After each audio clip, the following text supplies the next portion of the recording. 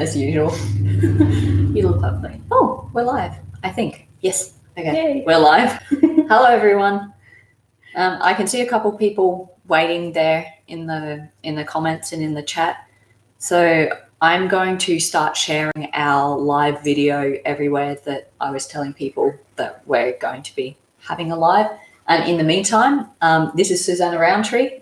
A lot of you guys already know her, know who she is and what she writes. But just in case there are some people who don't, Suzannah, please introduce yourself to the readers. Sure thing. Hi, I'm Suzannah Rowntree, and I write mostly historical fantasy. Well, actually, everything I've written has been historical fantasy so far, so let's just run with that. Historical fantasy is where you write something based on real-world history, but with some magical elements included. And so probably most of you, if you've seen my work, will know about Miss Sharp's Monsters, which is a gaslamp fantasy romp set in an 1890s Europe ruled by monsters. And that was a lot of fun. And I have to thank Wendy for beta reading. It was so much fun, guys. I haven't read the completed version now.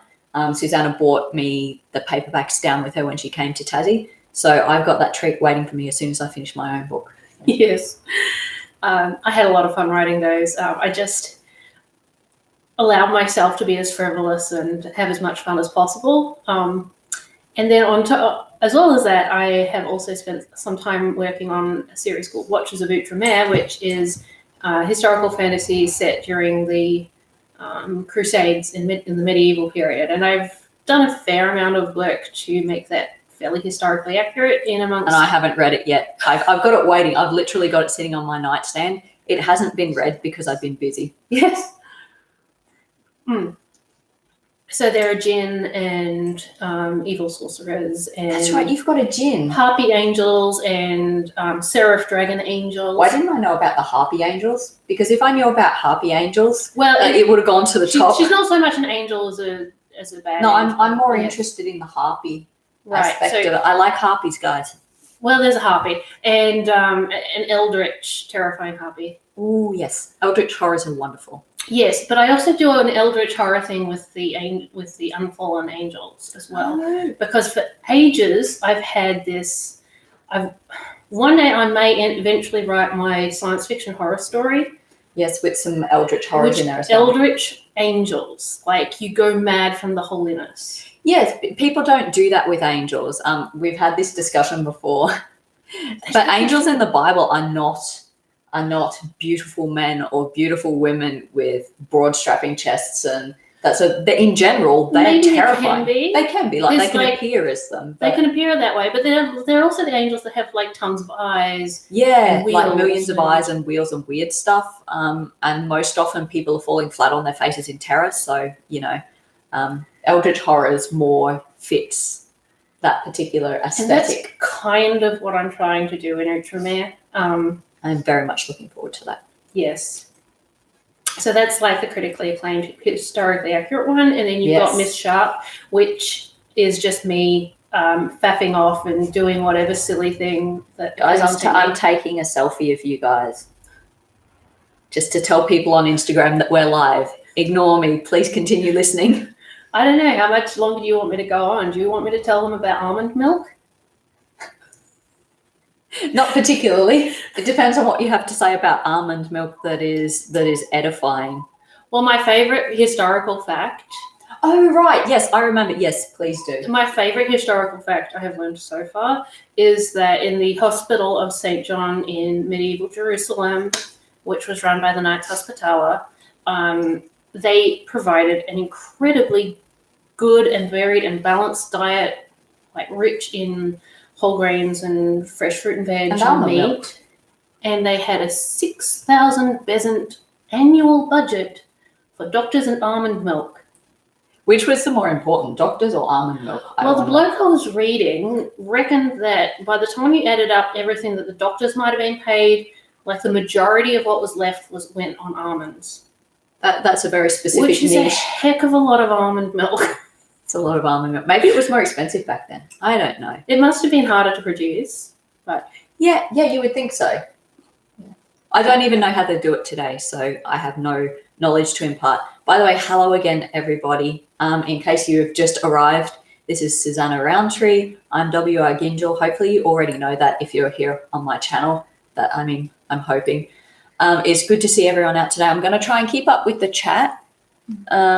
It seems to be coming alive now, which is lovely. I'll probably keep looking down at my phone every now and then just to keep up with the comments, because I do have my glasses on, but I still don't see the best. So we're doing our best. So, hello to everyone. So Brie is saying that she once made almond milk from a medieval recipe. I want to know more, Brie. Can you let me know? Go over to Suzannah Rowntree's page. She's got a page and a group. You can share things like almond milk recipes there. It's a very lit group. I want to know this medieval recipe so that I can make it. A while back, compliment on my earrings. We went earring shopping. What about my earrings? I'd like to know. Her earrings, your earrings are lovely too. Earring shopping was yesterday, yeah. So the last medieval recipe I tried was watered wine, because that was the most common drink. And the ratio I could find was like 1 part wine to 3 to 4 parts water. That's a lot more water than I expected. It's a lot more water, but it makes sense of why, like, for instance, you get people giving advice in the Middle Ages, like, you should learn to mix water with your wine so that when you're old, you're not drunk every night, which is a terrible situation for a man of your age to be in. I love that they have to suggest watering the wine rather than just, maybe not drinking as much. That some self-control would also be maybe a good way to do it. But I guess it was seen as water your wine. It was seen as a very self-controlled thing to do. And I guess, like, they didn't have Pepsi or Coke. No, we don't want Pepsi anyway. No, that's true. They call it black milk in our house because, either black milk or black juice, because the nephew really, really loves it and he doesn't know how to say Pepsi apparently. So anyway, it's because of my nephew. I'm not exactly sure why. Guys, by the way, if you have questions, ask them. We're going to start talking a little bit about some upcoming books. Because Suzannah is very, very busy planning and preparing for some sequels can you call them sequel series or just spin-off series? I think I call them spin-offs. Yeah. You guys remember how I said I have 2 spin-off series for City Between? I'll talk about those, but Suzannah also has 2 spin-off series for her Miss Sharp's World that some of you, if not all of you, have probably already been reading, and that Suzannah mentioned earlier, that is Monsters and Mayhem in a Gaslamp setting. So she is going to talk about those, and I'm going to talk a little bit about the City Between, and then we'll come back to your comments and answer questions from there. We'll also try and keep an eye on the comments in the meantime, and if any pop up during the time when we're talking about our books that match up with what we're talking about, we'll talk about that as well. I think we've got about an hour to sit here, and then we're going off for sushi because we are very, what's the word I want? Because we're very classy and fancy, so we're going to eat sushi for lunch. I think maybe Suzannah, if you want to start about Miss Sharp. Okay, well, I'm waiting for these books myself, by the way. Yeah. You're going to get them. So the first spin-off that I have in the works is going to be called Miss Dark's Apparitions. I love the series title already. For a start, it's Miss Dark, and it has the word apparitions, and both of those things I really, really love. Yeah, I may have nicked the name off somebody I know in real life, but it's not going to be. I asked her first to make sure it was okay. Is she making you pay? No. Oh, nice. Maybe I'll sling her some free books, but it's going to be about Miss Dark, who is. Look, I read Georgette Heyer's book, Cotillion, and I loved the concept of these 2 dueling con artists. I put her onto Cotillion, by the way, because it's one of my favourite Georgette Heyer's. Yeah. Anyway, dueling con artists, right? And then I realised, you know what? Everybody loves Vasily from Miss Sharp. I don't. I hate Vasily, but that's okay. Except Wendy, but it's okay. She's going to love Vasily. It's mostly I just want to stake him, but it's okay. Right. So almost everybody loves Vasily from Miss Sharp. And I reckon he's still got a lot more characterization and character arc to go through. Yes, I'm so looking forward to it. Like, as a person, I think he should be staked. Or as a vampire, maybe I should clarify. But as a character, I am very, very extremely interested to see where his character arc is going. So yeah, that's the most delightful thing for me about this. Right. So, of course, Vasily has, if you've read to the end of the series, Vasily is a bit persona non grata, shall we say, amongst his fellow monsters. So where does he go from there, and how much mayhem can be caused in the meantime? There will be ghosts, there will be missing heirs. I love ghosts and missing heirs. And imposters. Imposters, not so much. Missing heirs, definitely. I've been watching Leverage. Yes, we've been watching Leverage. Inspiration. I've managed to get through the first season in about a month, and then Wendy's taken me through the second season in about 2 days. So that's been great. Yes, so much fun.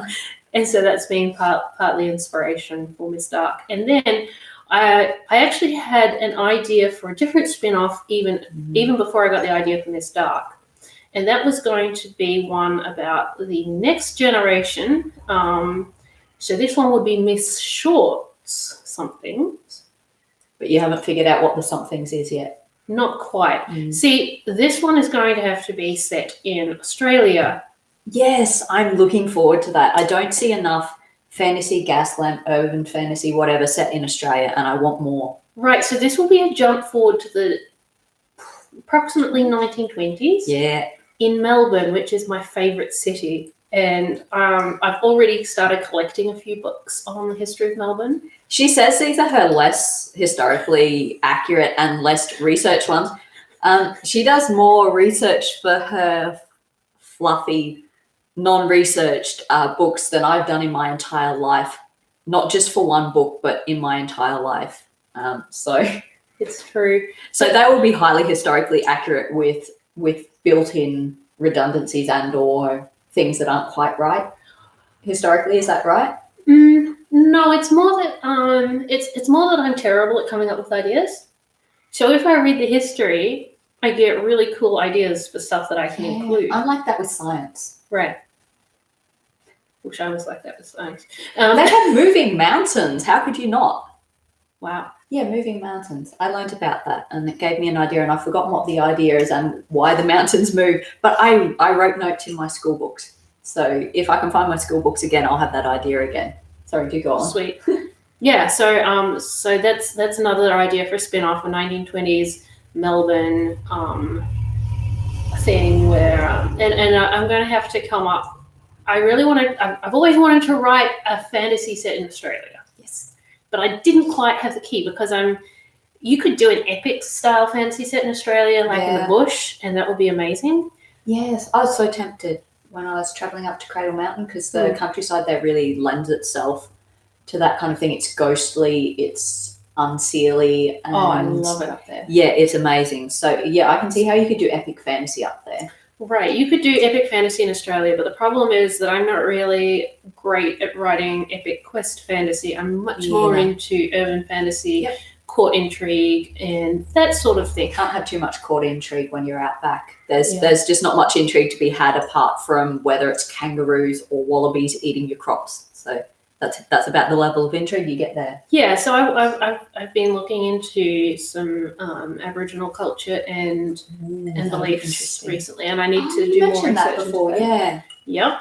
I actually had a reader saying on the page saying that they would be very interested in that sort of thing because it's not the sort of thing I do, mostly because I tend to be very urban with my urban fantasy in Australia, so it's very city oriented, even so much as Hobart is a rather small country city. So I have less of that sort of thing, but I'd been very interested, since I'd said that, I'd be very interested to see how it would blend with urban fantasy. I reckon it would still do really well because apparently, for example, like there are huge communities of Aboriginals in cities around Australia, like Brisbane has. Yeah, it's true. And so, even the graffiti tags show that, like when you go into the streets, you can see a difference in some of the tags there. Yeah, and so one thing I want to do is try and connect with the Aboriginal elders in my local community and just spend some time talking to them and getting to know them and that would be very interesting. Their ideas and preoccupations and concerns and that kind of thing. That is interesting. Oh, somebody has been saying Kaylee's Corner, that they love the City Between series, and can I say flaming heck for them? We'll get Suzannah to do it as well since she's here. I normally say it. It depends on whether you're angry or whether you're just sort of feeling sarcastic. But most of the time, it's just like, oh, flaming heck. Heck. Like, it's not even flaming heck; it's flaming heck. Yes. Yeah, you have to do it with the ochre inflection, the lacking G at the end of flaming, unless you're being extremely annoyed, and then it's like flaming heck. And then you do pronounce the G. So I hope that was satisfactory. It's like calling your child by their middle name. Yes, basically. Including the G. Yeah. Yep. That's basically exactly right. And also Kaylee says that your series sound fascinating and that they can't wait to read it. Bree reckons, I'm interested in Vasily but not love. And also getting very excited about Miss Short, which I don't blame you at all. I am very excited about Miss Short because obviously, being the kind of person I am, Short was far and away my favourite character apart from our intrepid Miss Sharp. See, I knew you'd like Short. I knew you'd like... I'm just too easy to read, guys. I like sweethearts. I like sad, gloomy little sweethearts. So, yeah, it was basically a given. I also hated Anton, so Vasily doesn't need to feel left out. I really, really hated him. But pretty much all of the other characters, it wasn't even that I just hated him. I enjoyed the second 2 books. I still enjoyed the characters. Please don't misunderstand me. I enjoy them as characters. As people, Anton I want to punch in the face and Vasily I would like to stake. But as characters in somebody else's book, they are fascinating. I really enjoy them. So I know you're supposed to write nice characters that everyone loves, but I have trouble with that. I'm not sure you can really say I write characters that everybody loves either. Yeah, I keep on telling her she's one to talk because after some of the psychos she's written. Yeah, that's not going to change, by the way. Well, it'll change a little bit. There's just a different variety of psychos to explore, which is where we come to the City Between spin-offs. Yes, tell us about those psychos. So you guys know I said there's 2. So in those 2 series, the first spin-off series will be coming out in 2023, I believe. I have to have a rest year in between this year and the time they come out. So I'm only going to be writing a couple of books in the meantime, and that'll give me space to sort of plan and get everything sorted. I can't tell you who the main characters are, or not all of them. I can tell you... I know one of them. Yeah, she knows one of them. Partly because I talked her into writing it in the first place, so... I knew it was a possibility, but having the idea and knowing that people were interested, and that, I could do it in a certain way. Suzannah's always really helping me with just sparking ideas and ways of doing things that I might not have otherwise figured out. So she's like the perfect author's friend, maybe because she is an author as well. But anyway, she's a perfect author's friend. She's been extremely useful. And useful. So when you... just useful. So, by the way, when this first spin-off series comes out, you guys can thank Suzannah for that because it's very much due to her. What happened was Wendy once said something to me about one of the characters. And I went away and I thought about that for about a year. And I wrote to her and I said, I want to see more. Like, this is so tantalizing. You said this thing about a character and I want to know more about why you said this.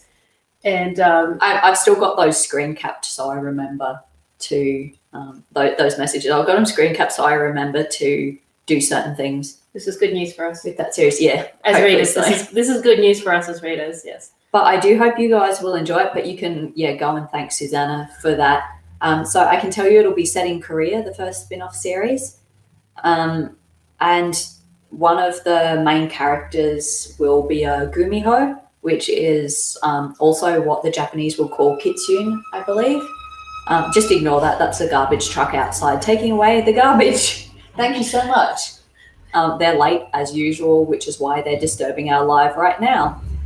So yes, we have a Gumiho, which is a Korean fox with 9 tails. And it, allegedly eats livers. It basically, whether it's male or female, it would usually eat livers of humans in order to either turn human at the end of a certain amount of livers eaten, or just to survive, depending on the story. Like I said, I think the Japanese call it kitsune.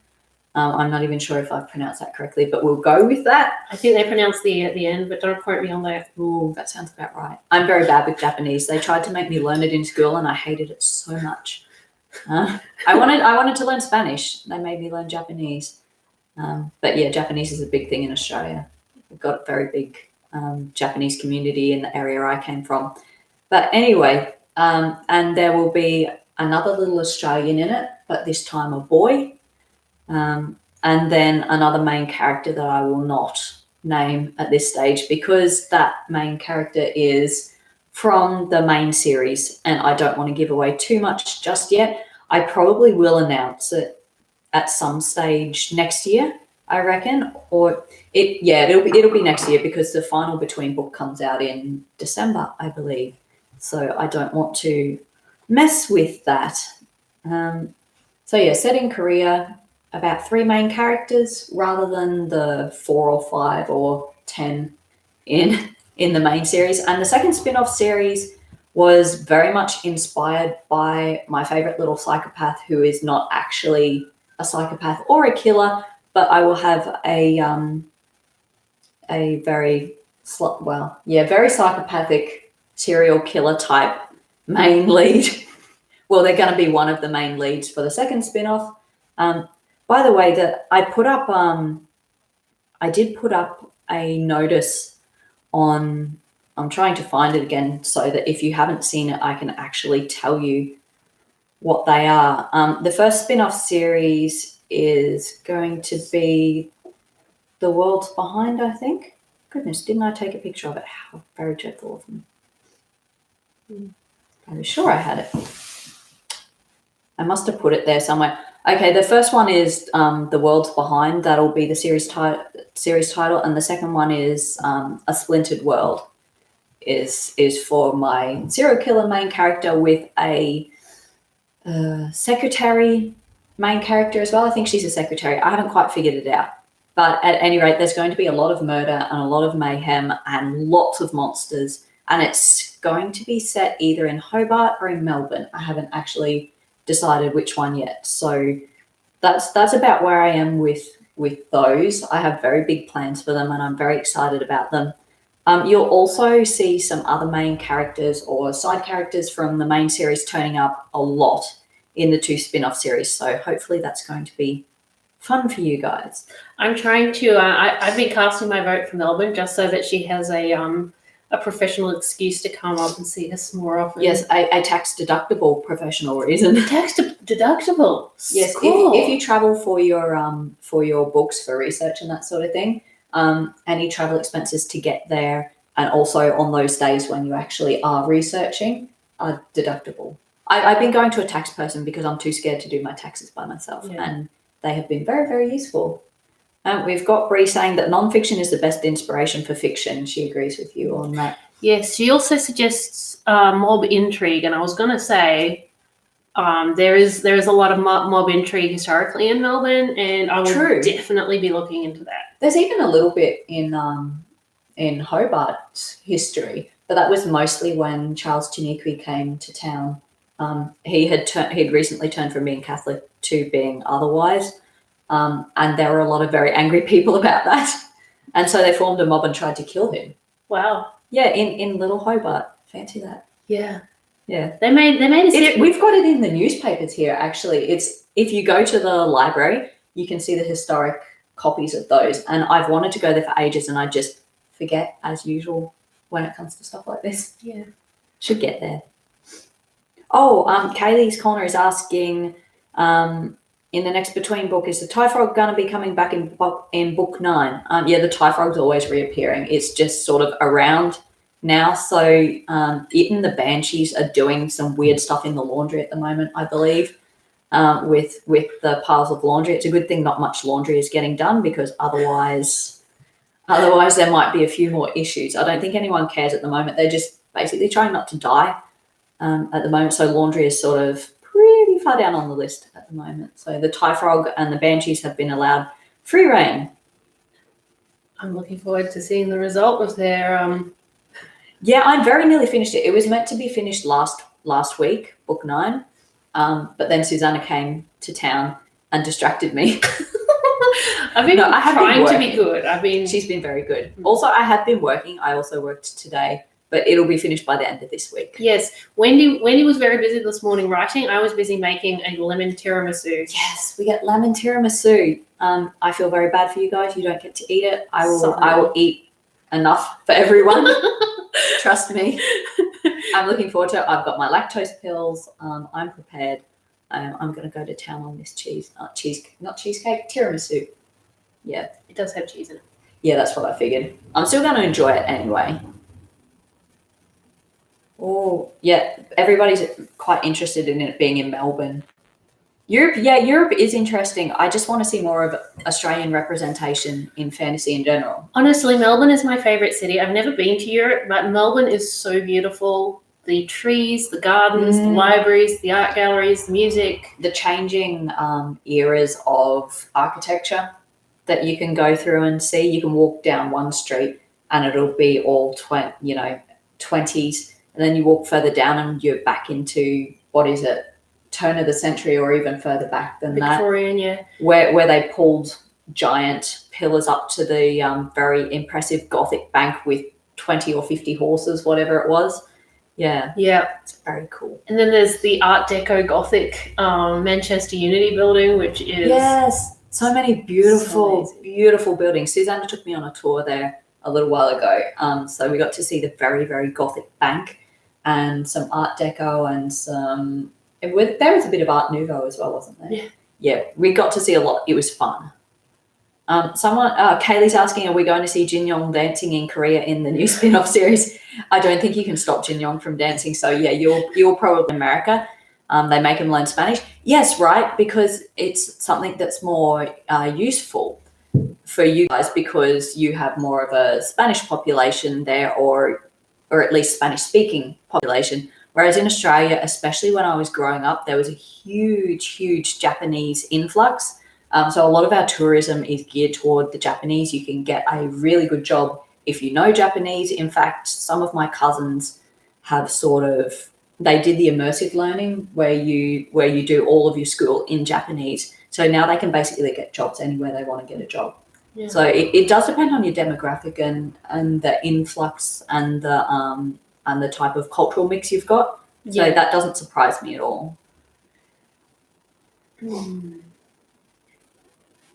Oh, we've got a few more people coming in now. That's good. Oh, Bree says that they were talking partly about mobs of kangaroos. You want mob intrigue with kangaroos? I mean, there is the. Oh no, that was the emu war. We had an emu war in our history. Yeah, the emus won. Western Australia, the emus did win. They brought the army in, and the emus still won. It's because they proliferate and produce at such an astonishing rate, and there's just too many of them. So even with the army and even with it was machine guns they had, right? It was definitely the emus won. It's listed in Wikipedia and in a few other sources. You can actually read about the Great Emu War of Australia, in which the emus won and the Australian Defence Force lost. There you go. There's a bit of Australian history for you. I don't mind us losing the emu war. By the way, guys, questions, if you have any, please shoot them at us. Ignore the hysterical barking from the other room. We also have other projects on the go. Yes. Do you want to talk about you've got Cinderella Must Die on the boil. What else is going? Well, I've got Cinderella Must Die. So some of you guys are already reading that. I've got, oh my goodness, the dogs are just going mad at the moment. So I've got a different world from the Two Monarchies series where I'm doing some more fairy tale retellings, of which Cinderella Must Die is one. Some of you have already started reading it because I've been releasing it chapter by chapter to my newsletter. I've recently not been releasing it because I got down to the wire with book 9 and have not been able to concentrate on anything else since. So basically, Cinderella, it's basically the concept of the series is that it is villain-led. So instead of being from Cinderella's point of view, of course, it is from the point of view of one of the ugly stepsisters. I was invited fairly recently to join a Villains as Heroes collaboration, just sort of toward the start of this year, and it fit in really well with what I'd already been doing with Cinderella Must Die. So I was very happy to join that with a retelling of Rapunzel from the point of view of Gothel, of course. So that one's going to be a little bit shorter than the main books in the series. I may expand it later on. And I also have a third book in that series that is entitled Snow White is a Zombie. So of course that's going to be written from the point of view of the stepmother, and that's going to be interesting and a challenge for me. But I'm really looking forward to it. I'm so looking forward to these books. Yeah, it's going to be a lot of fun. Gothel and the Maiden Prince should be out in October 1st. I haven't finished writing it yet. I'm about halfway through it at the moment, but I have to finish book 9 of City Between first, which of course is the end of this week. Then I can finally start on Gothel and the Maiden Prince again, because I have a little cinnamon roll of a prince and I'm very much enjoying writing him. He's a great foil for Gothel, who is not a cinnamon roll in the slightest. So yeah, I've been enjoying doing that, but I'm looking forward to getting back to Cinderella Must Die again, because it's so near to the end and I've been loving writing it, and I can't wait to publish it. It'll be ready to go. It was supposed to get published this year. That's not going to happen. It'll happen next year, early-ish, I think. So next year I'm only going to publish 3 times in total at the most. There will be Cinderella Must Die, which will be finished already this year. Then Susan's book, which still doesn't have a title. I don't know why I can't think of a title, but it's just not happening for me.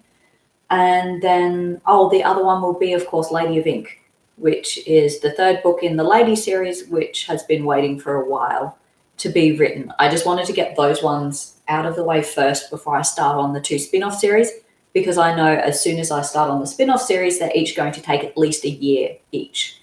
I'll get part of those written next year, but they won't start publishing until 2023. So, and then 2024. So I'm hoping to write at a comfortable rate of less than 2,000 words a day while I'm doing that, which will be a wonderful rest for me, because I've been working at a rate of sort of 3,000 or 4,000 words a day for most of this year, due to being sick for many months and not writing at all during those months. So yeah, that's what's happening for me in the future with a few of those books. What about you? You've got some more exciting things apart from Miss Dark and Miss Sharp? Yeah. Miss Short. Miss Dark and Miss Short, yes. I should mention that I'm really hoping to get the first one, maybe even 2 of Miss Dark out next year. But I'm really looking forward to that. It's top of my priorities. As soon as I get home from dissipating myself in cafes and op shops all over. And in sushi restaurants. All over Tasmania, I'm going home to start work on Miss Dark. But I've also got a couple of other things on the go. I mean, right before I came here, I finished book 4 of Ultraman. Yeah, the edits, the monster edits. I did like 170,000 words worth of edits, which is the longest book I've ever written. But don't worry, it's very eventful. I've never written anything that long. 100,000 is the highest I've got. 110, with I think Spindle would be the longest. Yeah. Anyway, it turned out that long. I'll see if I can whittle it down in the future. But it's a big story, and good luck with that. It's hopefully going to come out by the end of the year. But so apart from the Gaslamp books, I also have big plans for. I'm going to try my hand at creating something a little bit more of a secondary world. So it's not going. It'll still be like really based in history, but it'll be slightly more removed from. It'll be a bit more alternate universe. Than I like alternate universe. Then I can mess with history and don't have to know what I'm talking about. Right. So I'll also get to mess with history. But you'll do it purposefully, whereas I do not do it purposefully. I just decide that I'm going to slap this in here because it's cool. So it's going to be inspired by the Renaissance Reformation era Europe. We were discussing this yesterday, day before, while we were walking up in the hills. Anyway. So I have a lot of different ideas for things that I would like to do in this universe. And the first thing on my list is a story that I have been wanting to retell for many, many, many years. And I didn't have the right take on the story until just a couple of years ago, when there's an artist festival that happens down here in Tasmania, and it's the reason why Wendy and I know each other. We met each other at the Pilgrim Artist Festival in 2017, maybe? Something like that? Yeah, I reckon it was 2017. Yeah, it'd be about that. And my friends who run the artist festival just live like 10 minutes away from here. They live up in the hills. Yeah, so it's pretty awesome to come and see both them and Wendy. But where was I going with this? Oh yeah, this story I'm going to retell. It's Hades Sorry. and Persephone. Sorry, my bad. So I wrote like a 500-word flash fiction for the artist festival 2 years ago. I got to read it and I loved it. It stayed with me and it has continued staying with me. It's called The Gardens of Hades, and I should post a link to it. Yes, she'll post a link to it afterward. Post it on my page as well, because people will want to see it there. Okay, so and that gave me the key to the story, and ever since I've been waiting for the right opportunity to turn it into a full-length story. It'll be a bit shorter than my usual stuff. It'll be a dark romance, and when is it not going to be dark when it comes to your books? Honestly, let's be honest here. If Suzannah's writing romance, it's gonna be dark. She loves enemies to lovers. Yeah, it's one of her favorite tropes. I also like it, but in a slightly different way in general. I don't think I've actually done a proper. No, I have. Some of you guys have read Playing Hearts. That's more Australian fantasy, where you have a scrappy little Australian protagonist who likes to beat people up. And it works out well. Sorry, do go on. I've yet to read that one, but I'm looking forward to it. I think you're going to like it. Yeah. So she likes conflict. She likes darkness. She should. Which is why I love your books. Really? Yeah, City Between. Man. Yeah. I suppose they're the darkest Book of what I've written. Yeah. Yes, the people who like book 3, book 5, and book 8 are all the same people. Like it's a Venn diagram of a circle, basically. All the dreadful things happen. Namely me. Anyway, so I have this idea for a series of about 4 dark romance retellings of some folklore, myth, legend stories that I have wanted to retell forever. And so the 4 are Hades and Persephone, Tamlin. I love Tamlin. The Vol and Dark Vita from the Poetic Edda. That just basically sounds like a mumble to me. Okay, it's a story from Norse legend. Yeah, that's why, because I can't pronounce Norse stuff. And I'll see if I can redeem it. And then Bluebeard. So I like Bluebeard. So there will be fae, there will be gods, there will be lots of general darkness. Yeah. What are you? Yeah, probably. Let's be honest. Yeah. Well, it's more fun that way anyway. Yeah. I mean, you can't really read one of your books and expect all lightness and happiness. Even with the Miss Sharp books, I know they're your so-called fluffy ones. But there's a decent amount of darkness. Guys, I tried to write something that wasn't She was trying to write fluff. Yeah. I still enjoy it though. Oh, so Tulips and Honey is asking, how do you have time to sleep and eat when you write so quickly? I think this could go for both of us because you wrote Miss Sharp very fast.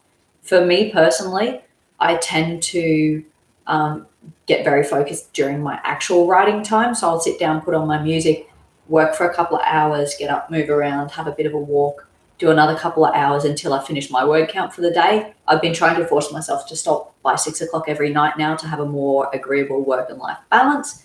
Susanna, I've been doing something very similar. Yeah, Susanna's been doing something very similar. It just means that we prioritize our work because it is our work, but we also try to keep healthy while we're doing it. And both of those things are necessary for producing a consistently high output, though honestly, I know it's high compared with traditionally published authors, but honestly, where are some of the slower writers in our circles? I know writers who do anywhere from 5 to 15,000 words per day and don't seem to have trouble with it. I become a zombie after roughly 7 to 9,000 words, and I only do that right at the end of a book. So yeah, we try to keep a healthy work-life balance. By the time I've written, eaten, exercised, and She exercises more than me too. She's in training to be an Amazon.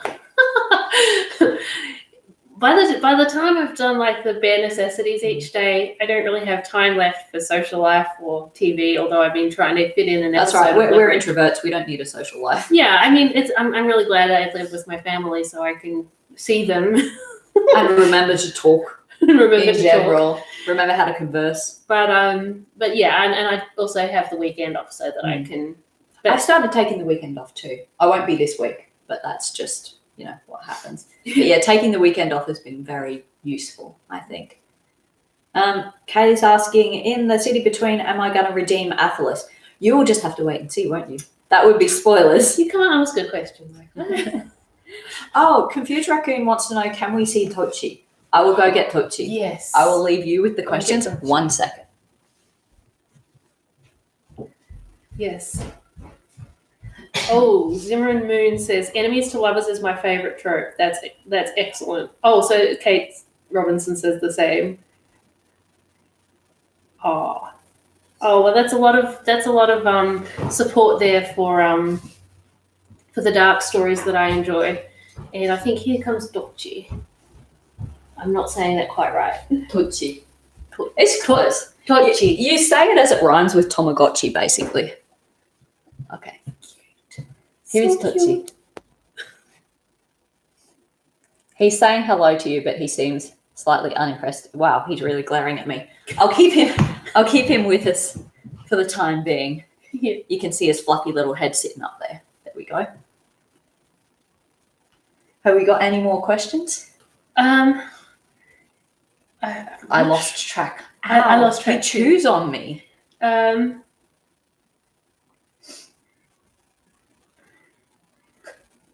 Oh, you guys saying that you start using the Australian accent, that makes me very happy. I feel like I'm slowly taking over the world. Mm-hmm. Oh, somebody, Confused Raccoon had read a novella where Snow White was a vampire. That is very, very cool. Yeah, it fits beautifully. Oh, Kaylee's asking, at the end of book 8 in the city between, did Athelis turn pet into behindkind? Also, who is your favorite psycho in the city between? Okay, so it's not really a spoiler to tell you that Athelis did not turn pet into a behindkind. That's not something that happened. Beyond that, I can't tell you anything apart from what's actually already written in the book that was either overtly said or hinted at. Have I mentioned who my favorite psycho is? I think you have on multiple. No, you've said things like, I love my favorite character right now, but I'm not sure that. So I won't tell you right now who my favorite psycho is. I'll tell you later at the end of the year after all the books are published. Oh, it looks like Suzanne is getting a lot of love for all her upcoming books, which is very, very good, because the more you guys encourage her, the well, maybe not the quicker it'll get done, but the more certainly she'll know. No, I honestly, those ideas are very much contingent on me being able to get through Outremer and Gaslamp, the Miss Dark books, in a timely manner. So we'll just see how it goes. I'm kind of hoping to get the Hades and Persephone story drafted by the end of the year. Ooh. But we'll see. I'm on the beta leader list. Beta leader list. Wow. Okay, this guys, you know I'm dyslexic. I do that when I'm writing. You should also know that I say I am dyslexic aloud. Apparently that's not a thing, but it happens with me. So sorry. It's called spoonism. Beta reader list. Yes, but that's when you do it on purpose, isn't it? No, William Spooner didn't do it on purpose. Oh, I would like to have known William Spooner. He sounds I think like it was very William. I'm interesting not person. 100% sure. Yeah, that sounds right. I learned about that 20 odd years ago, and that name sounds familiar. How? Bree says, what kind of music do you listen to while you're writing? What? I think that'd be for both of us. Yeah. Ow! This dog is biting me. He's a piranha in a fluffy suit. So I listen to a range of different stuff. It just depends on the day and the feeling. So in general, if I'm getting right toward the end of a book, it'll be either the Pirates of the Caribbean soundtracks, 1 to 4, or the Sweet Home soundtrack. I also tend to listen to Lindsay Sterling as well, but if I'm just getting started at a cafe, like for the first little bit in the book, quite often I'll be listening to Algal the Bard, who does modern songs in a medieval setting, and he's delightful. They are delightful. Yeah. She was playing them this morning while I was making tiramisu. Yes, so much fun. Yeah. Other than that, I'll listen to Day 6 sometimes, but I prefer to leave that for enjoyment more than anything. But I do tend to listen to BAP because it's really punchy and happy a lot of the time, so that'll get me really started a lot of the time. Yeah. Suzannah doesn't listen to words in general, yeah? Yeah, no, I don't actually listen to music in general. I will listen to music. I love music. I play the French horn, but something about Such an aggressive instrument. No, it's not. It's the most shy and retiring of the brass, thank you. No. It literally points backward. And you literally stick your hand up the bell. No. We will never agree on this. No, I love music, but I don't usually listen to it while I'm writing because something about the cadences uses up brain space that I need for words. But there are times, especially in winter, when it's cold in the house and I need my room, my door open, and there's music conversations going on downstairs, and I will put on some Lindsay Sterling because that just seems to be. There's something about Lindsay Sterling's music that is at the same time enlivening but also steady and predictable enough to make patterns that don't disturb your Exactly. brainwaves. It doesn't That's use my up theory. bits of my brain. So That's always useful. in training to be a Valkyrie before. Yeah. Yes. Basically. Not me. I thought I would be as a child, but my body is extremely weak. So not in terms of muscle, but I get sick extremely easily. I injure myself in ridiculous ways and for ridiculous reasons. Point in discussion, my rib, which I broke while in bed sleeping, and my lung, which I punctured at the same time. So yeah, I could not be a Valkyrie, but I'm pretty sure Suzannah could be. She's she's rather Energetic? Yeah, energetic. Energetic is the right word. Tulips and Honey is dyslexic, and they do that too. I'm so glad to know I'm not alone. I had not heard of anyone else who did that, who is dyslexic. I'd seen a lot of more scientific things saying, no, that's not a part of dyslexia, but I'd found it was. So it's nice to know someone else has. No, it's not nice to know that you have that too. It's just nice to know I'm not alone. Kaylee's asking, does Jin wear his best suit all the time around Pet to try and impress her? Not exactly. It's just that as best suit after best suit becomes damaged, he has to get a new best suit, and Jin is very fond of shopping. So yeah, it's a scaling, like a sliding scale of best suits that just keeps on honestly going down. I'm surprised he's not in tracky decks by this time. No, Jin will never wear tracky decks. Well, obviously he would never. But like he must. Where does he get the money from his he suits? He doesn't need money. Oh, that's true. He's got glamour, doesn't he? Yeah, he's got glamour. He just takes what he wants. He's supposed to pay for it, but he doesn't. Yes, there's a few people who have also heard of Algal the Bard and seem to like him. Tochi is miniature fox terrier crossed with Chihuahua. He's very lucky he has all this hair because it makes him extremely cute. When I wash him, all the hair becomes compacted and he looks like a little rat, like a little drowned rat. So yeah, he's very lucky. He has all the hair, but he's got the lovely little fox terrier ears. So he's going to be a very, very good dog, I think. Mm. Yeah, there's agreement in the comment section about songs with lyrics making writing difficult. So I think maybe I'm just a little bit of a weirdo. Lots of people write with. Yeah, I like it. For me, it's not even the words themselves. If the music is good, it makes the right patterns in my head. Then it's really good to write to. I like listening to music when I'm in the brainstorming stage. Like, a good playlist can really help spark some ideas.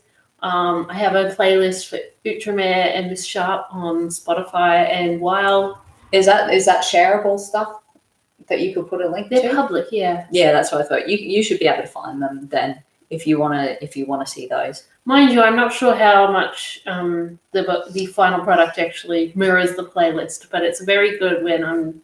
Yeah, it's very good when you're working on it though. When I'm just conceptual stage. So we've got about 10 minutes left. So we'll get to some final questions. Make sure you pop them down now if you want them answered. I saw one that's interesting, again by Kaylee, that we could both answer. It asks, do you have advice for any future book writers? And I'm going to be doing a video on this hopefully this week. It was meant to be last week, but life got in the way. So Suzannah, what advice do you have? I'll give some very short stuff, but maybe your top 2 pieces of advice, even top 1. Wow. Oh my goodness. My brain is not ready for this question. I guess. What's something that mostly helped you when you were first starting to write to actually think, oh, I can actually do this? Yeah, I guess read a lot, especially in the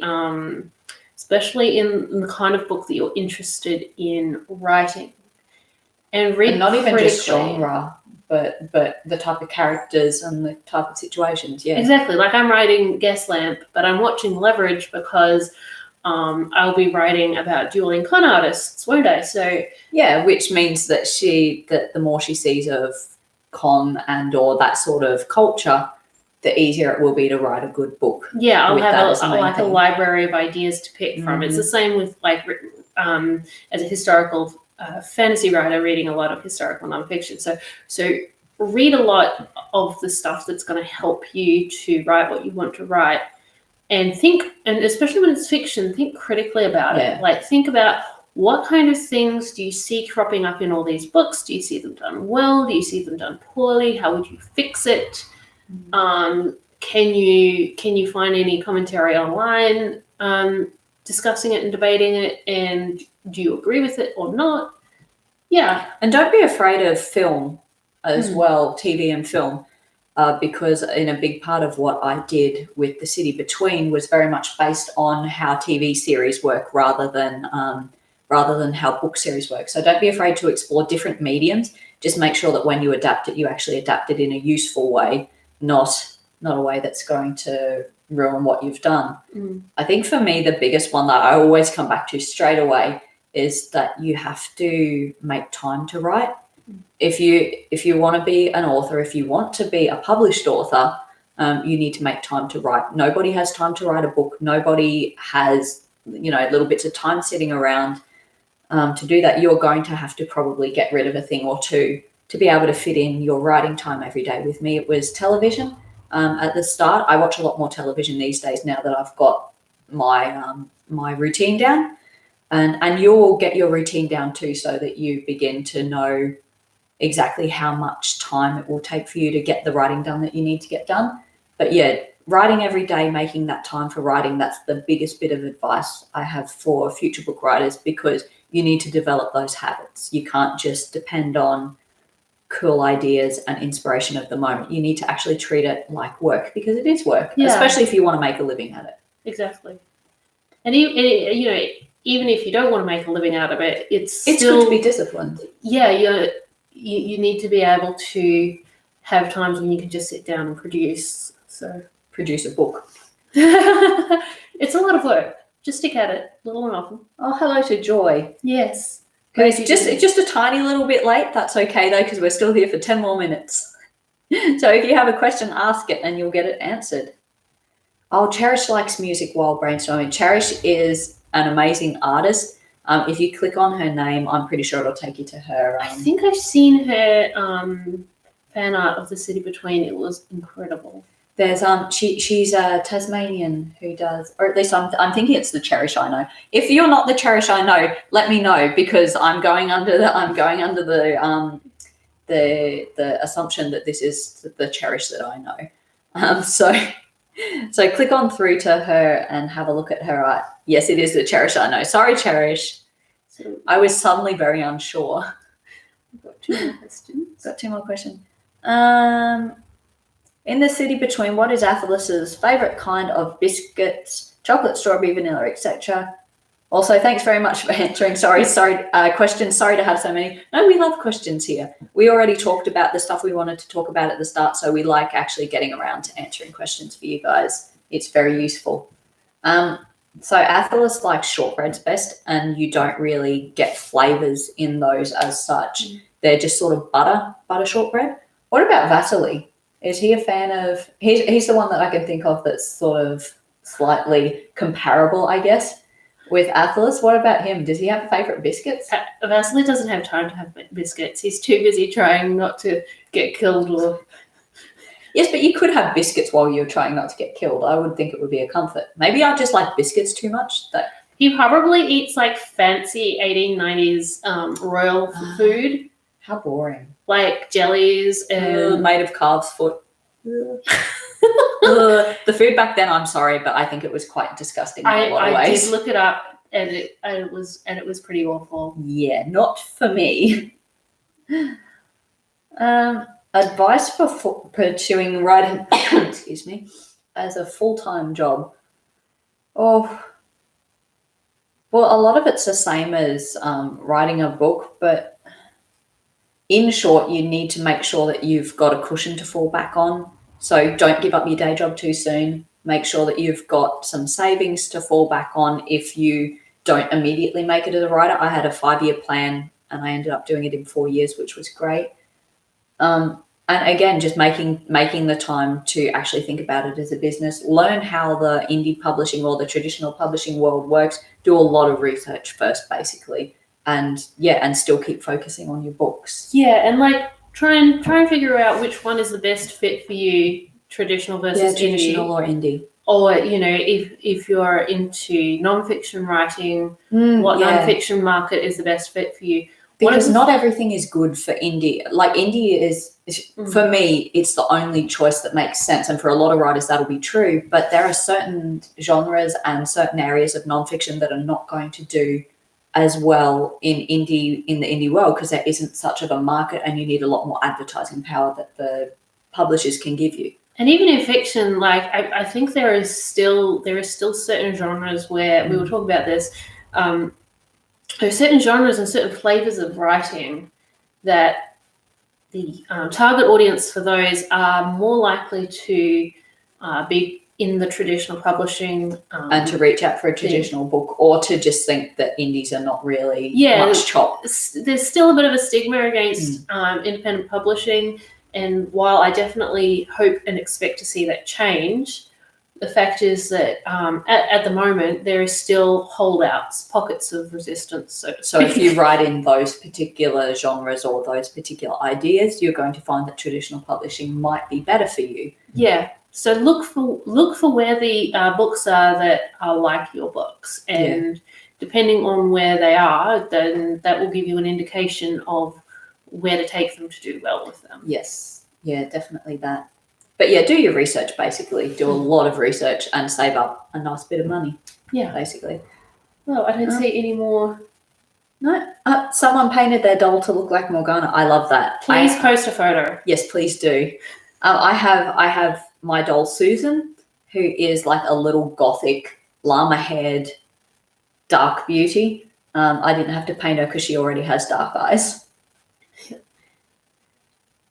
Danny is asking, would you suggest going straight to indie publishing or trying traditional publishing route first? It really depends on what you're writing. For me, indie is really the best choice. There's no way around it, because I earn far more than I ever could going traditional publishing. Also, the things that I write, traditional publishing tries to put you in tidy little boxes, and I don't fit in a tidy little box. None of my books fit in a tidy little box. And I had interest from publishers when I was first Aquarium, because I was going to go traditional first. And the comments I got from people like Alan and Unwin were, we love the world, we love the characters, we just have no idea how we're going to market this, so we have to pass. So to me, that made everything really, really clear. So you just have to know what you're writing and where it will fit. Yeah, and another thing I would say is that you don't like the goal is not necessarily to try both and see which one is the best fit. Because one of them will be better for you. One of them will be better for you, but if you were to go in one direction, like the people I know who published traditionally and then went indie did so because they were disenchanted with traditional publishing. Yeah. There are a lot of problems with it. Their books were not treated well, and once they were able to chisel the rights back, then they were able to make a much better deal with their books.